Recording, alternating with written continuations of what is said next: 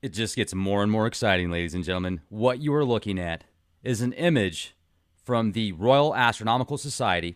Now, there's a recent article, I'll leave the link in the video description box, that talks about the observation of a possible parallel universe. Now, you can also read an article at Nature World News, Proof of a Parallel Universe. Mysterious cold spot could mean the multiverse actually exists. And this is cool, folks. So let me read this to you. A new study has offered the best evidence so far of the existence of parallel universes. According to a report from The Guardian, researchers recently analyzed what's called the cold spot that was spotted in the radiation from the formation of the universe over 13 billion years ago. Now, if you look at this map right here, this thermal imaging, that specific cold spot is 1.8 billion light years across. That's pretty big, isn't it, ladies? And it's 2.73 degrees above absolute zero. That is beyond freezing, ladies and gentlemen. Now, on top of that, that means that the actual temperature of that location is different than its surroundings. The source of the cold spot was first detected in 2004, and then almost 10 years later in 2013. Now, the significance of the 9-year cycle I'm still trying to put together. What is interesting is what it actually means. Well, what does that actually mean, Rex? Well, researchers say it's highly unlikely it was produced during the birth of the universe. By using challenging mathematical equations, also, the article published at the Royal Astronomical Society proves the anomaly is not an optical illusion. It is possible it could be just a fluctuation of the Big Bang, but University of Durham professor Tom Shanks discusses more exotic explanations. I like that, exotic, in reference to the cold spot anomaly. The researchers instead found that the cold spot region, which before now was thought to be underpopulated with galaxies, is split into smaller voids surrounded by clusters of galaxies.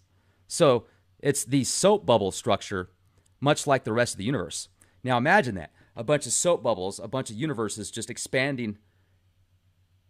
Like if you blow bubbles, like remember when you were a kid and you go, the bubble would get real big, and then a whole bunch of other ones would form? Imagine the universe with the Big Bang being like that. It's incredible. So here's what else is neat. This is a quote from the Astronomical Society. Perhaps the most exciting of these is that the cold spot was caused by a collision between our universe and another bubble universe. Shanks explained to the Royal Astronomical Society. If further, more detailed analysis proves this to be the case, then the cold spot might be taken as the first evidence for the multiverse. You can read the study at the Royal Astronomical Society. I'll leave the link in the video description box. And also the article that I told you about, if you just want to read a quick excerpt, go to Nature World News. You can read about it there. I'll leave a link to that also. Now, here's what I want to add to that.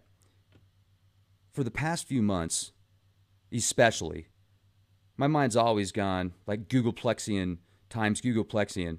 Yet recently, it's even just been at another level. And I don't know if it's from the readings and the scriptures and the emerald tablets. And it just seems like something is activated in my mind. Whether it's the colostrum that I've been taking from getthetea.com, whether it's the Oregon pyramid that I've got from Shinichi, I don't know. What I will tell you, though, or I'm sorry, Misaki. Sorry about that, Misaki. Akaida.com is where I got that pyramid. It's awesome. You guys have seen it before. It lights up. So I don't know what it is. It just seems that when I look at these ancient petroglyphs and when I read through certain scriptures, whether it is in the Nag Hammadi, the Dead Sea Scrolls, or the Holy Bible, or whether it's a Sumerian text or a Vedic text, it's just more transparent now. It's like I see it immediately. And I've always been good at seeing the future. 10 years down the road, 20 years down the road, 30 years down the road. And I'm going to go ahead and read this to you guys now. this writing that I did.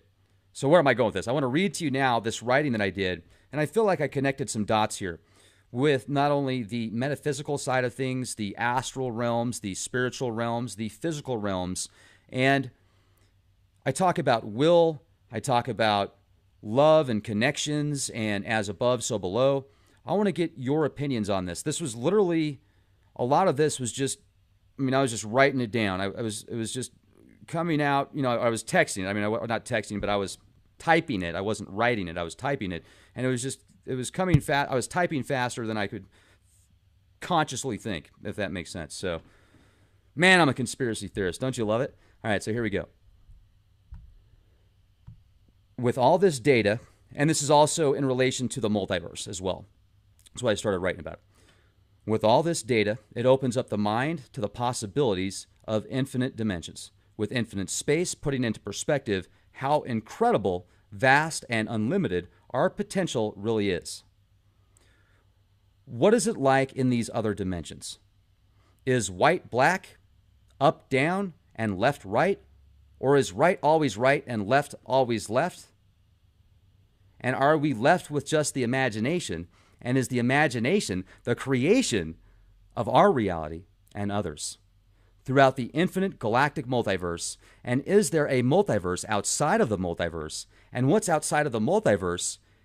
Are we ourselves the infinite Akashic resonance within? Because in here is out there, and out there is in here. The stars and our birth are the galactic DNA and code for the perpetuation of Source.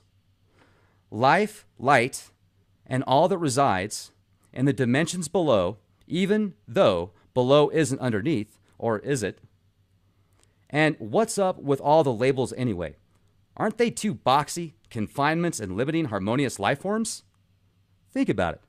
Because if we are frequency, and matter is frequency, isn't sound a frequency? And therefore isn't sound itself life? And life sound? Matter, whether still or in motion, is just a matter of perception. Life is not stagnant. Even decaying matter, which is considered death, is moving about in complex fashion. Transmutation of energy from one form to another again and again and again and again and again, over and over and over.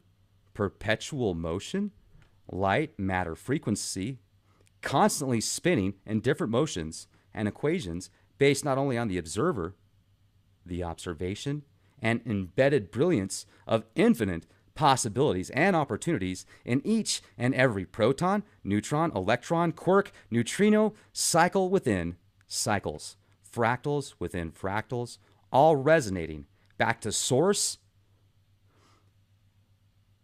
And if not, then what is there if nothing? Because even nothing is something, isn't it?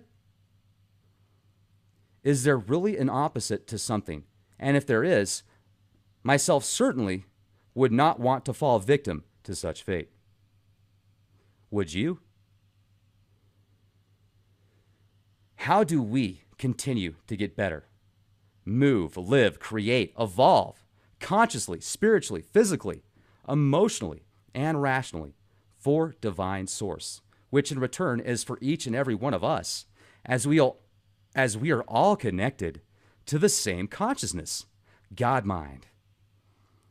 Difference is each of us choose to experience different realities in the same reality, yet separate from self and connected.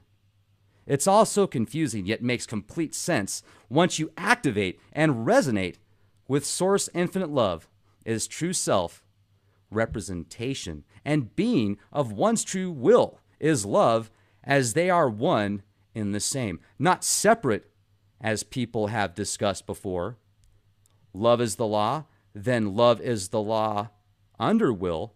Well, my question is, how can love be under will if they are one and the same?